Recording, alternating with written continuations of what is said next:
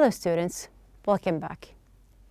Yesterday we had our reading lesson, and through the reading lesson that we have here, and of course our unit, which is Do You Really Need It?, we had the topic on page number 74 and 75, which was about ads everywhere and do you buy it?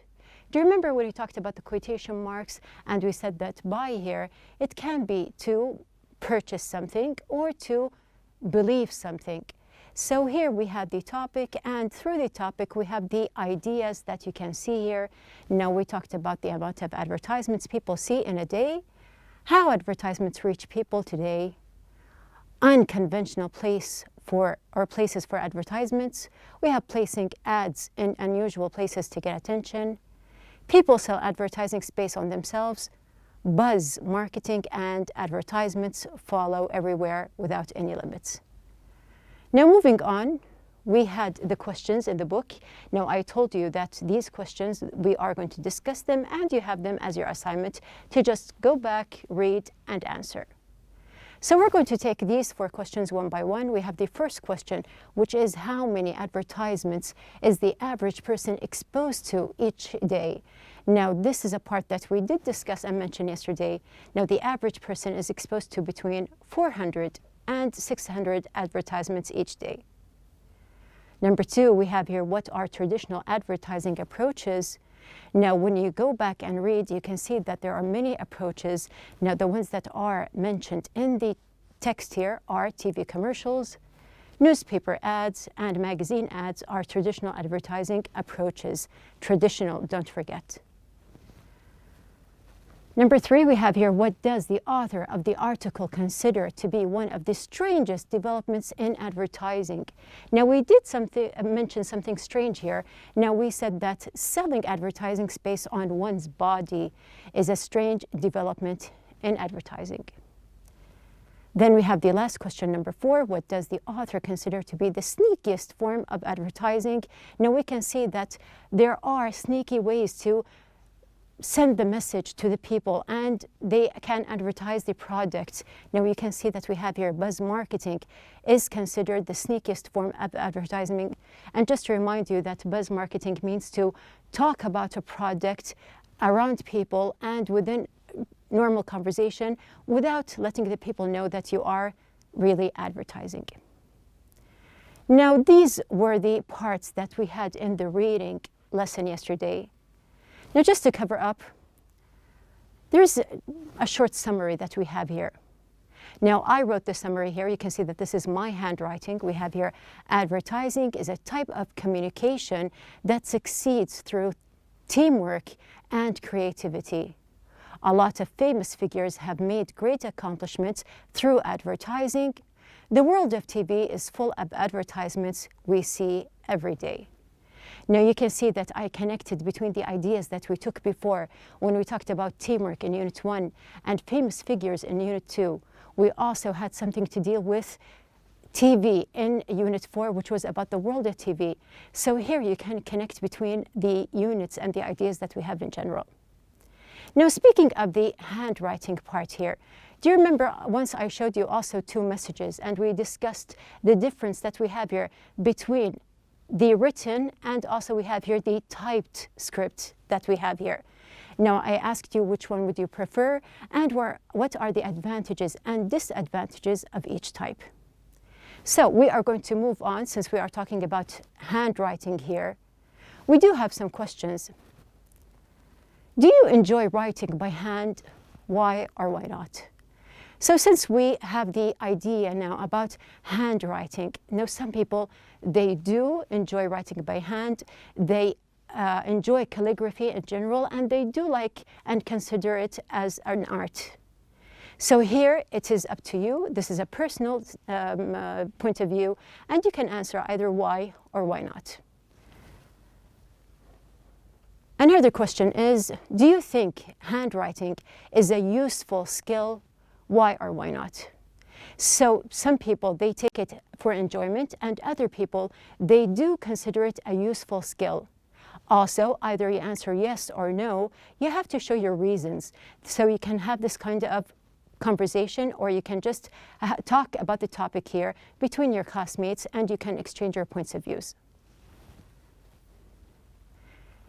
Now, we are going to start with our writing lesson. We are talking about handwriting here. So we have the lesson of writing, and we are actually going to talk about handwriting in our lesson. So our objectives of the day are to compare between handwriting and printing, state the characteristics of each type, scan for information and topic sentences, give a personal point of view about advertising at school, differentiate between types of essays, organize ideas to write a new essay. Now, when we say that we have here printing, we are actually dealing with the typing method. But when you have a presentation, or you want to send your work, for example, or just take it to your school, here you have the idea of printing the typed message or the typed homework that you have here, or you can just simply write it and present it or send it to whichever teacher that you want. So either you are at school, you are working within a team, or at work, you have the idea of which one do you prefer. Is it the typed method or the handwritten? Now, in your book, you can see in the writing lesson that we have here a lot of questions. So first of all, there are the questions that we did discuss before. We do have, after that, many questions. So we have the first one. What does handwriting involve? The second question, why are some people not keen on writing by hand? Why are some people not keen? What can specialists find out about someone through his or her handwriting? We have other questions. Why is word processing popular? Which types of tests are mentioned? What is the difference between them? What is the writer's viewpoint on the issue? Do you agree or disagree? So you can see that we have here 6 questions. Now, actually, these questions here, I did not discuss them because they are in the text. We are going to listen and also read at the same time. You are going to look for the answers for these questions. So to make it easy for you, you do have the questions in your book, and also we do have this box that has all 6 questions, and throughout the lesson, I am going to just move on, and each time we answer a question, I'll just remove it. So we do have our questions. Also, after we finish, or at the same time, you are going to look for the thesis statements and supporting statements. So we do have 7 parts. We have 7 paragraphs. We are going to look for the thesis, which is the summary or the main idea that we have here in the paragraph. And also we have here the supporting statements for the thesis. Also, we have here, what are some of the differences between this text and an expository essay? So this is an idea just to put in mind, and we will discuss it, inshallah, after we finish. Now, also, there's the last point before we start. An alternative way of analyzing the text would also make it possible to consider the first half of the last paragraph as the main thesis statement, with the rest of the paragraphs serving to support it. So in the whole text, there is going to be the main thesis statement, which can be either at the very beginning or at the last, or in the last paragraph, and it just covers up everything that is mentioned in the whole text. So we're going to move on here. We do have our title. Now, in your book, the title is Handwriting Obsolete? So we are going to discuss the word obsolete, but I do want you just to read, listen, and then we will analyze. So we're going to start here for the first passage. Now, as I just mentioned for you, I have the box. The box will appear. You are going to listen, and you are going to read the first question every time. So we are going to just concentrate on the first part, which is what does handwriting involve, and at the same time, look for the thesis. So let's start. Handwriting involves forming letters with a writing implement. Proper handwriting, i.e. cursive writing, normally requires formal training that is still in place in some schools.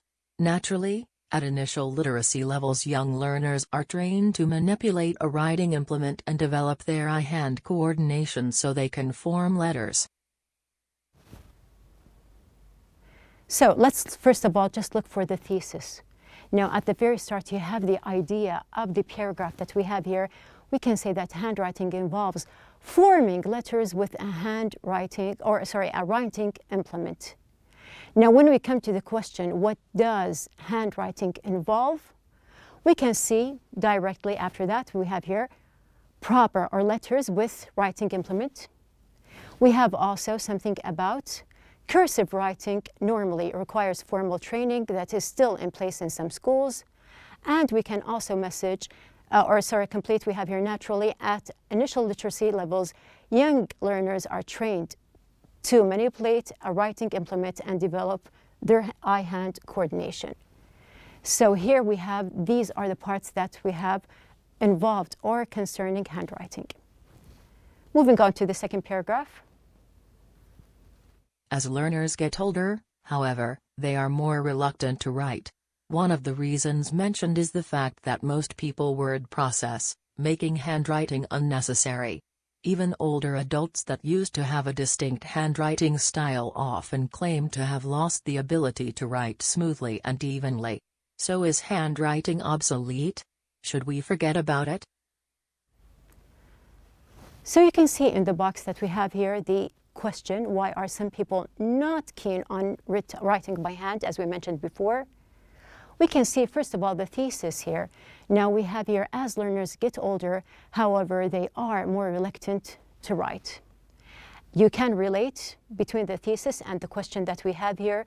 So looking here at the short paragraph that we have here, we can say that's one of the reasons, because we have here why. Why are some people not keen on writing by hand? So one of the reasons mentioned is the fact that most people word process, making handwriting unnecessary. So a lot of people, they are now used to typing, they are used to using devices, any kind of devices, either they are laptops, computers, phones.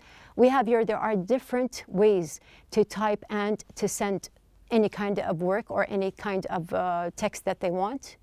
So at the very end, we do have the title here. Now you can see, so is handwriting obsolete? Should we forget about it?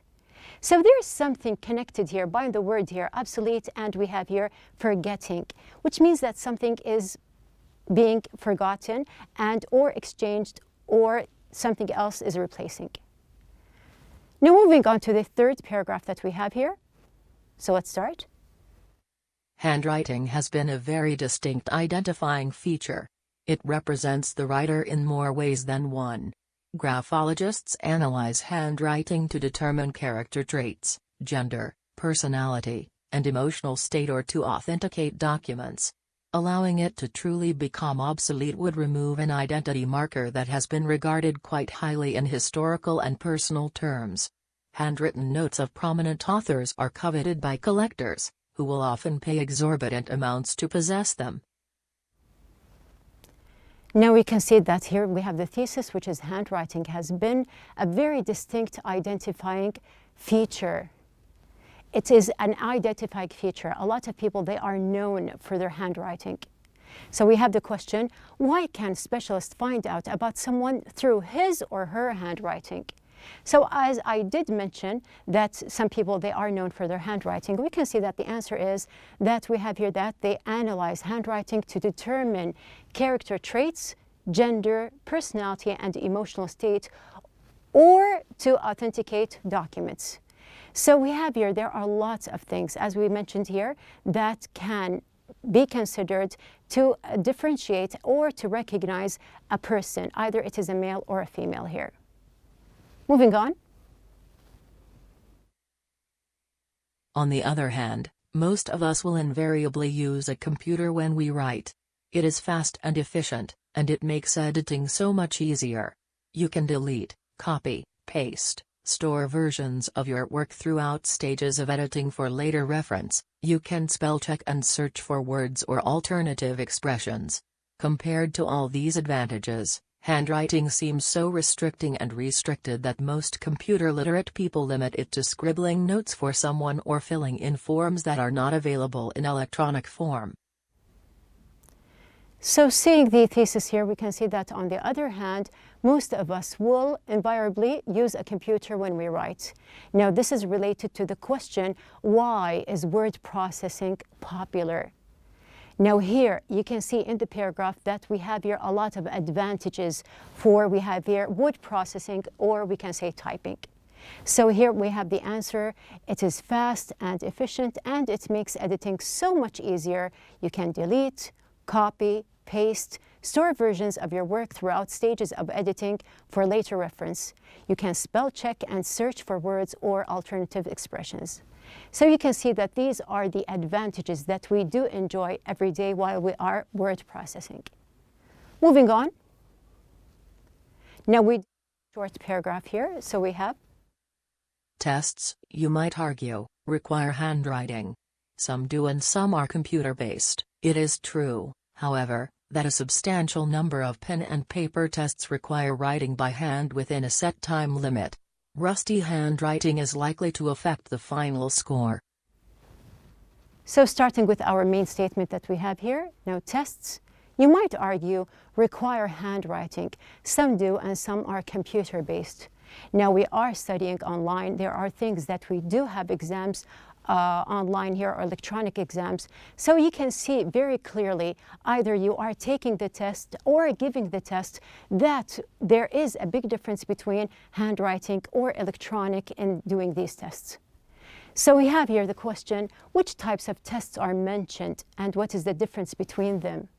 Now, what did they mention here? You can see that there is mentioned, it is true, however, that a substantial number of pen and paper tests require writing by hand within a set time limit. So we do have something about tests that are done by pen and paper. Now, moving on to our last paragraph here, you can see that we have here, overall, there seems to be some resistance to the total and unbroken hegemony of the computer, indicating that people do not want to become totally reliant on it. They are keen to hang on to some of the more tangible aspects of literate life that can be manipulated and accessed without the help of a device, such as reading books or writing by hand. So here, let's see the thesis. Now we have here something about there seems to be some resistance to the total and unbroken hegemony of the computer, indicating that people do not want to become totally reliant on it. Now when we come to the part here, the thesis, you can find that there is no idea about the question that we have here. Now the last question that we have, what is the writer's viewpoint on the issue? Do you agree or disagree, and why? So we didn't find it in our last point here. We may find it in our conclusion, which is the closing paragraph. So we are going to move on to the closing paragraph. Also, you are going to look at the question that we have here, and we are going to start and listen. So let's see. In view of the above, we would have to consider a more inclusive standpoint that allows us to exploit technological advances, while maintaining the ability to write with a simple implement on a surface for someone to read. Being able to record ideas, information, and messages in a self-sufficient and independent manner allows us to control the action itself and continue being masters of our expression.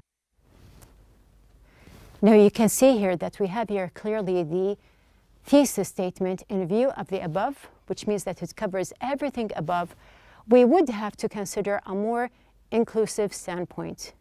Now here there is a relation with the question that we have here. Now we can say in general, after understanding the whole text and what the writer of the text was pointing out, that the writer is in favor of technological advances that allow us to do things efficiently, but he is also keen to preserve the skill of writing by hand without the help of a device as a means of self-sufficiency and independence which is not reliant on machines. So we do have our complete text here. Now we have the question, what are some of the differences between this text and an expository essay? We have here an expository essay.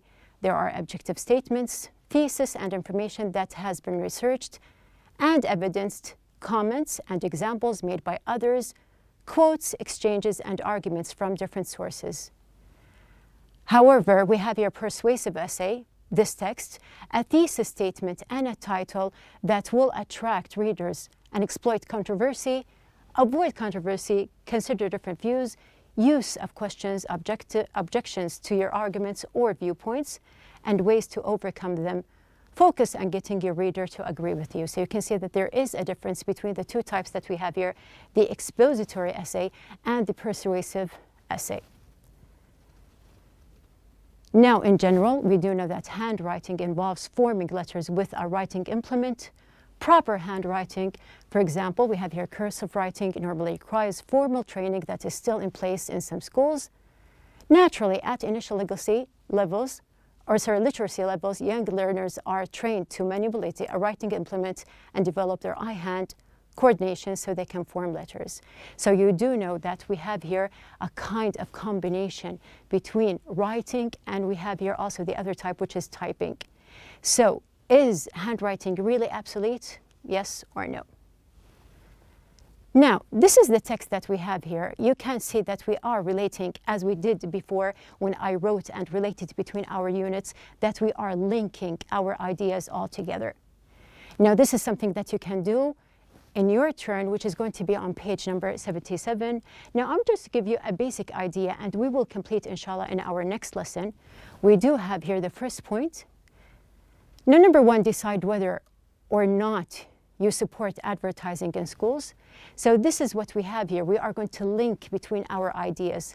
We did mention something about advertisements at schools in the reading lesson.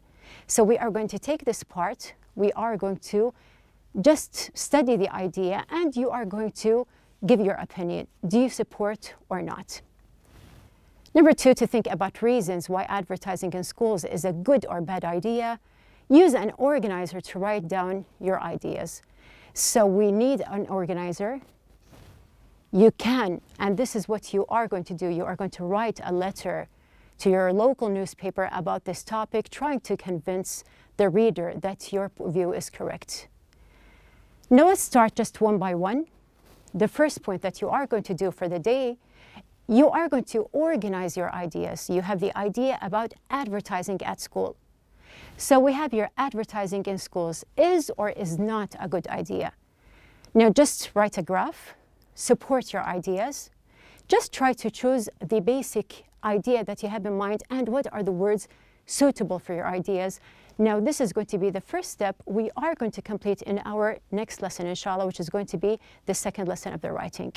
So focus on the first part that we have here, and we are going to complete in our next lesson. Now, covering up, we can see here that we have discussed writing in general. We read and searched for specific information and thesis statements. Enumerated types that we have here. We have the handwritten and also the typed or the processed.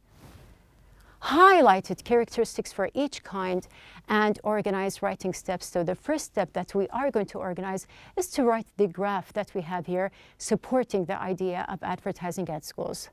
So this is going to be our assignment for the day. We are going to start. I'm going to do my assignment and we'll complete, inshallah, tomorrow.